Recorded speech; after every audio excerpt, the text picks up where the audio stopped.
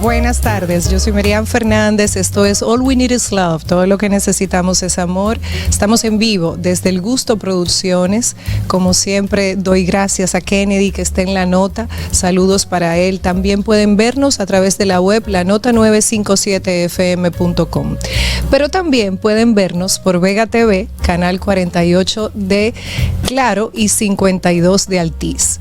También pueden seguir nuestra comunidad y suscribirse All We Need Is Love RD, YouTube y Spotify.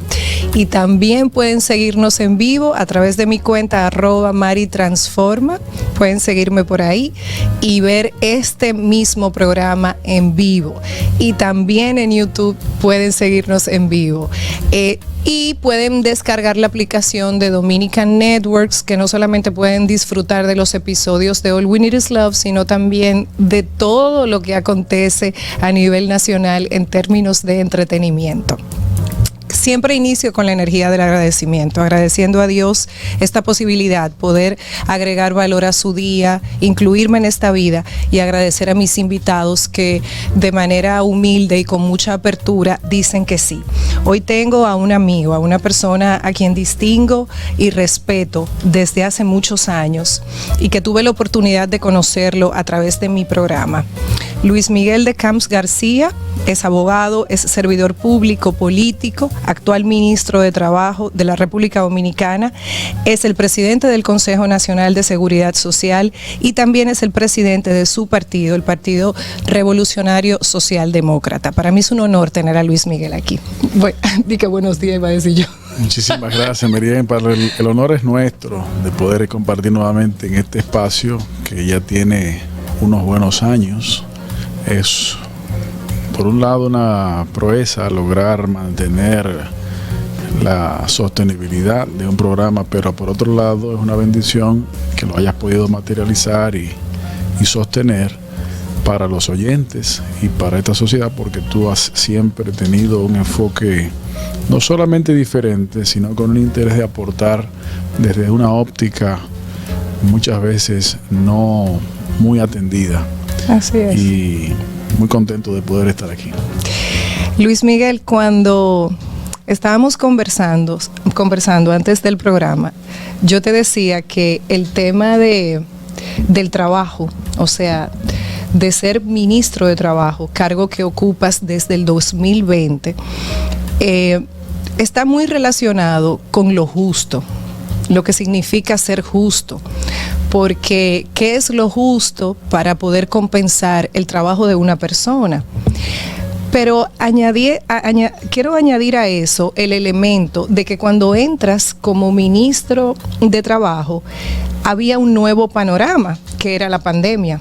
Entonces, en ese sentido, el tema de ser justo es como que se redimensiona, se reconfigura. Porque ¿qué significa ser justo en un proceso donde la gente no podía salir de su casa? Me gustaría saber, para iniciar esta conversación, los retos que has enfrentado desde el momento que entras hasta la fecha.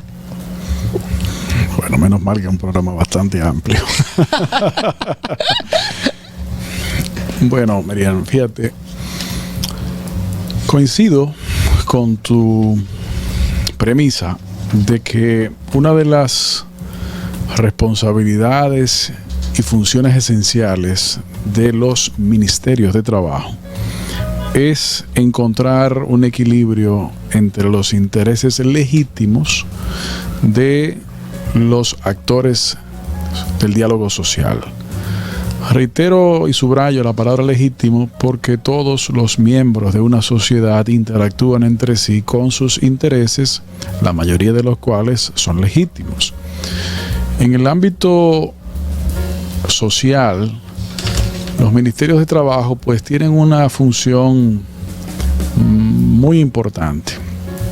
Recuerda que una de las razones esenciales diferenciadoras por las cuales los seres humanos evolucionamos y nos diferenciamos del resto de los animales, no solamente fue la capacidad de razonamiento, la capacidad de discernimiento, la inteligencia, sino que justamente con esa inteligencia y con esa capacidad de razonamiento se construyó la capacidad de organización en grupos, pero no tipo manadas, porque hay animales que andan en manadas, sino en grupos colaborativos, con un nivel de complejidad en esa colaboración que hace la gran diferencia entre los seres humanos y el resto de los miembros del mundo, especialmente de los animales. Dentro del desarrollo de ese tejido que comenzó de esa manera, lo que se llama el tejido social, pues las personas fuimos cada quien adoptando diferentes funciones en la sociedad. No voy a hacer una clase de historia, pero a través de diferentes sistemas de organización social, esas funciones también fueron especializándose y complejizándose al mismo tiempo. Cuando finalmente, con la revolución industrial, las organizaciones sociales de los diferentes países y naciones comienzan a transformarse, de pasar a ser organizaciones sociales feudales y comenzar a tener mayor fuerza, la capacidad de comercio, el capital, más allá de los activos fijos tipo tierra. Entonces el valor del trabajo, la fuerza motriz que cada ser vivo tiene en sí, logró de alguna manera cierta independencia, porque antes esta fuerza propia estaba atada a la tierra. Luego, con la revolución industrial, ya no necesariamente el trabajo tenía que ver solamente con la tierra, sino también con otras actividades industriales. Y bueno, pasaron largas décadas hasta que finalmente se tomaron medidas, producto de diferentes movilizaciones en diferentes partes del mundo, que dotaron a la humanidad con ciertas reglas básicas de condiciones de vida como consecuencia de mejoras o reglas mínimas de condiciones de trabajo. Es decir, comenzó a fundamentarse el reconocimiento de que hay que establecer límites, no solamente de las capacidades humanas a las que se exponen a las personas, sino también sus consecuentes limitaciones de productividad. Obviamente, con la tecnología, el hecho de productividad aumenta cada 5 años de manera brutal, sobre todo en las nuevas áreas. Pero es por eso que la Organización Internacional del Trabajo nace en el año de 1919. Dicho sea de paso, es la organización más antigua del sistema mundial, antes que existiera las Naciones Unidas. Luego que nace las Naciones Unidas, entonces se agrega como parte de las instituciones del sistema de Naciones Unidas. Hace más de 100 años la Organización Internacional del Trabajo existe con los convenios que tienen número 1 y etcétera, etcétera. El primero de los cuales fue el reconocimiento de una jornada de trabajo de no más de 8 horas, en la defensa a través de la prohibición del trabajo infantil, y comienza un proceso de organización social desde el punto de vista de los trabajadores para lograr esas mejores condiciones. En el caso de la República Dominicana, la actualidad, tenemos que reconocer que los actores sociales, al menos en la gestión en la que hemos estado, podemos señalar que han actuado de manera responsable y madura. Perdón, Luis Miguel, cuando tú dices actores sociales, ¿a quiénes involucran? Gracias, sí. Cuando referimos a actores sociales nos referimos a los empleadores y a los trabajadores, los cuales se organizan en gremios y sindicatos de manera formal, y a través de esas organizaciones interactúan con la tercera pata de la mesa, que es el sector gobierno, representado en esta materia por el Ministerio de Trabajo. Y en esas conversaciones, que es lo que en el mundo del trabajo se le llama el diálogo social de los actores sociales, pues se han comportado, reitero, de una manera muy responsable y además madura. Lo digo porque, como referías al inicio de la pregunta, esta gestión de gobierno del presidente Luis Abinader inició probablemente en el peor momento de la pandemia, en donde no solamente no habían vacunas, sino que tampoco se conocían medicinas ni procesos de tratamientos. A pesar de eso, a través de las acciones equilibradas del gobierno del presidente Abinader en la búsqueda y afortunadamente consecución de la salud de la población y la salud de la economía, se logró salir adelante de una manera ejemplar. Y cuando digo ejemplar, literalmente ejemplar para todo el mundo. Y cuando digo todo el mundo, es el planeta, todas las naciones del planeta, reconocido en diferentes ámbitos de salud, económicos, etcétera, etcétera, por organismos internacionales. En la materia laboral, pues recuerda que tan temprano como finales de septiembre de 2020, emitimos la resolución de la burbuja sanitaria laboral, que fue la que permitió que uno de los motores centrales de la economía dominicana, el turismo, pudiera comenzar su proceso de apertura.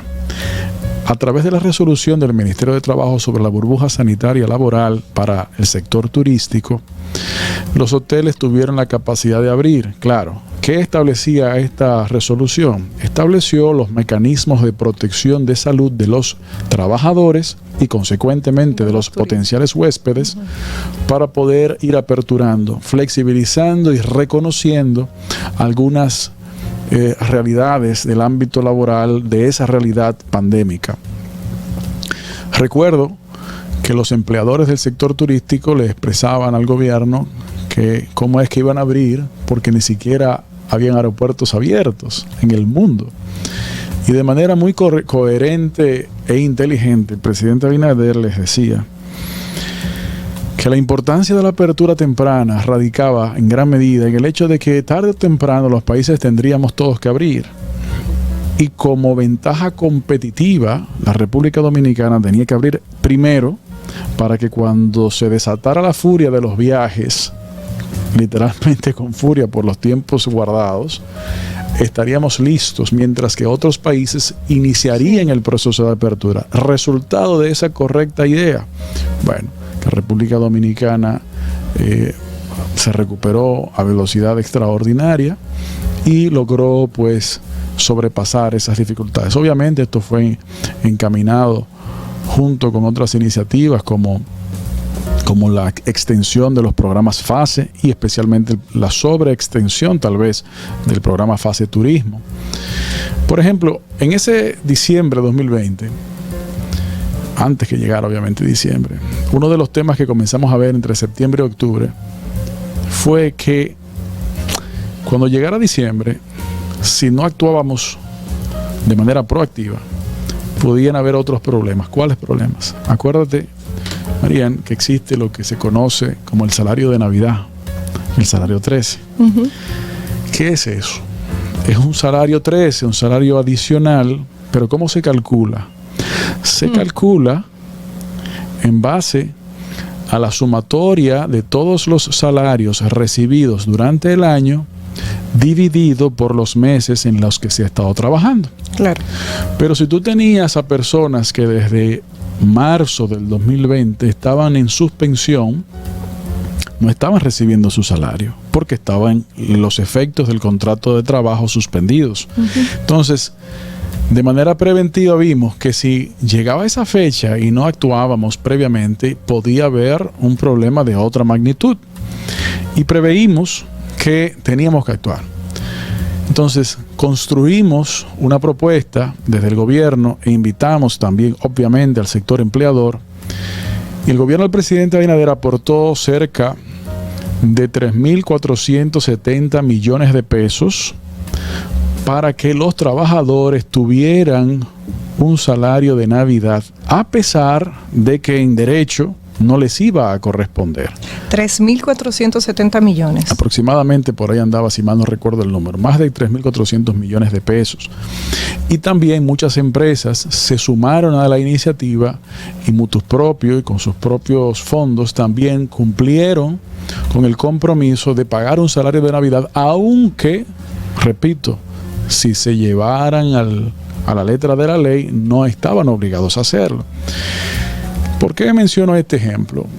Porque, número uno, se actuó de manera preventiva y proactiva, lo cual no solamente evitó problemas adicionales, sino que construyó y fortaleció bases de confianza al principio de gobierno, que abonaron aún más las relaciones entre el tripartismo, empleadores, trabajadores y gobierno. Pero justamente en ese mismo año, en noviembre y en diciembre, emitimos las resoluciones de teletrabajo, sí, que habían estado en el tintero de hacía años en la República Dominicana, porque la utilización de mecanismos de trabajo a distancia no se inventó en el 2020, existía de antes. Lo que pasa es que no existía la utilización tan generalizada como a partir de ese año y se inició. Y esa resolución lo que la produjimos con la idea de que hubiese claridad en cuáles son los derechos y deberes de empleadores y de trabajadores en un esquema de teletrabajo, que si bien estaba previsto, repito, las tecnologías, a partir de esa experiencia del mundo pandémico, pues se aceleró extraordinariamente. Y desde entonces también las personas tienen claridad de cuáles son los deberes y derechos de las partes. Esos fueron los primeros, los pasos inaugurales en la gestión que nos ha honrado pues desarrollar en servicio público hasta el momento, y que, si se quiere, fueron los inicios de la gestión en ese momento. Claro, 2021, 2022 y lo que va a 2023 han sido también no solamente muy importantes e interesantes, sino también retadores y satisfactorios, porque los resultados han sido así. Desde el 2021 hasta la fecha, hemos logrado materializar 22 aumentos salariales del salario mínimo. Todos y cada uno de ellos, Marian, de consenso tripartito. Y todos, de manera general, por encima de la inflación acumulada. Como usted se imaginará, pues el diálogo a través de los cuales estos acuerdos se producen no necesariamente son tan sencillos, porque, repito, son intereses legítimos de los empleadores y de los trabajadores y del gobierno también. El punto es cómo lograr identificar ese justo medio, tomando en cuenta que ese justo medio incluye las mejoras constantes que tiene que suceder a propósito de los intereses de desarrollo y mejora de condiciones de vida de los trabajadores que tiene el gobierno, especialmente el gobierno del presidente Luis Abinader. Vámonos a una pausa. Cuando regresemos, volvemos con Luis Miguel de Camps, ministro de Trabajo. Ya volvemos. No pongas el amor en pausa. En breve regresamos con All We Need Is Love.